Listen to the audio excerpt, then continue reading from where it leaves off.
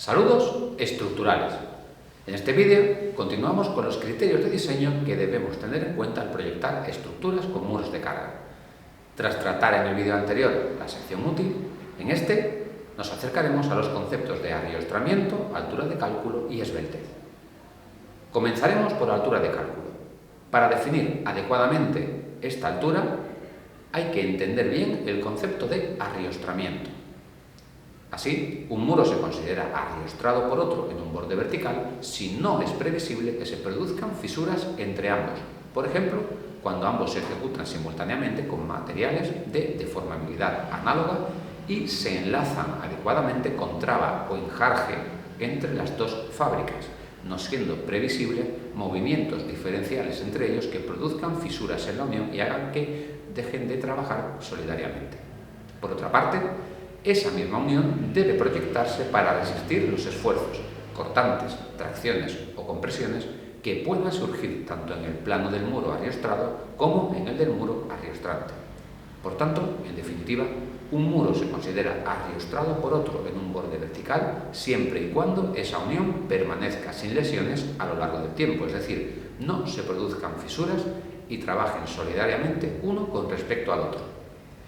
Por otra parte, un muro se considera arriostrante en un borde vertical de otro cuando tiene una longitud no menor que 1/5 de la altura libre del muro arriostrado. Esto quiere decir que si tengo un muro de 3 metros de altura, la longitud del muro arriostrante tiene que ser al menos 60 centímetros.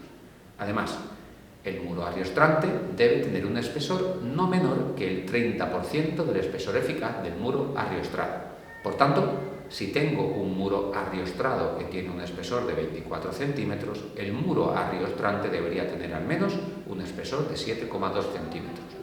Ahora bien, el espesor del muro arriostrante nunca debe ser menor que 85 milímetros, por lo que en este ejemplo no podríamos quedarnos con esa limitación de 7,2 centímetros y el muro debería tener al menos 85 milímetros de espesor.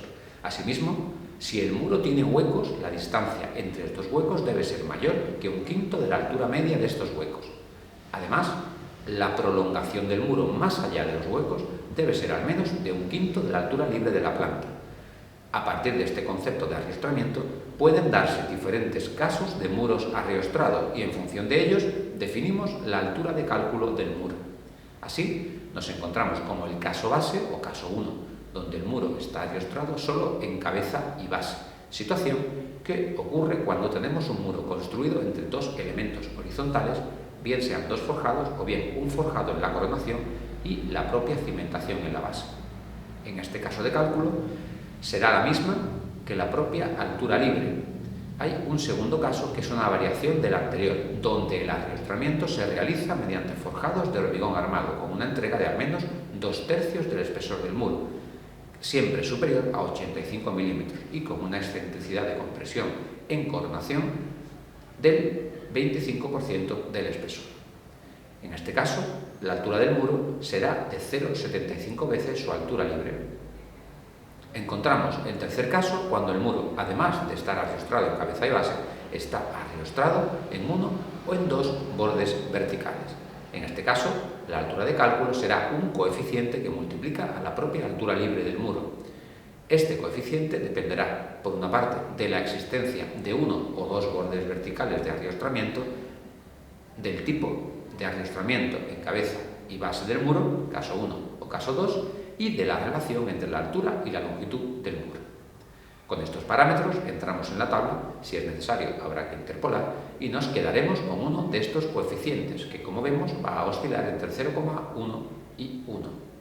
De esta forma, vemos que arriostrar un muro no solamente en cabeza y base, sino además en bordes verticales con los criterios que hemos comentado anteriormente, permite reducir mucho la altura libre de ese muro y, por tanto, minimizar posibles problemas de pandeo frente a carga de compresión. El cuarto y último caso se produce cuando encontramos un muro libre en cabeza, situación que se produce, por ejemplo, en el cerramiento de una parcela. En ese caso, tendremos una altura de cálculo que es 2 veces la altura libre. Ahora bien, podemos tener una variación con respecto a esta situación en la cual el muro libre en cabeza puede estar arriostrado, sin embargo, en uno o dos bordes verticales. En este caso, la altura de cálculo será 2 veces la altura libre, pero multiplicaremos por el coeficiente anterior en función del tipo de bordes verticales que tengamos y de la relación entre la altura y la longitud del muro. Además, debemos profundizar en el concepto de borde libre, el cual no solo está relacionado con la inexistencia de un elemento de arriostramiento en la coronación del muro, sino además con la aparición de grandes huecos en este. Así, se consideran bordes libres aquellos en los que aparezcan huecos con altura libre mayor de 1/4 de la altura de planta, con una anchura libre mayor que 1/4 de la longitud del muro, o bien tengan un área mayor que 1/10 de la del muro. Finalmente, el último concepto que define el diseño de un muro de carga es la esbeltez, que básicamente va a ser la relación entre la altura libre y el espesor de cálculo del muro. Esta esbeltez está limitada a 27, de manera que si tenemos un muro que tiene 12 centímetros, su altura de cálculo aproximada será 3,25 metros, mientras que si tenemos un muro que tenga un espesor de cálculo de 24 centímetros, su altura máxima estará en torno a los 6,5 metros. Hasta aquí este vídeo sobre algunos criterios de diseño de muros de carga. En el siguiente aprenderemos a definir las propiedades resistentes de este tipo de estructuras.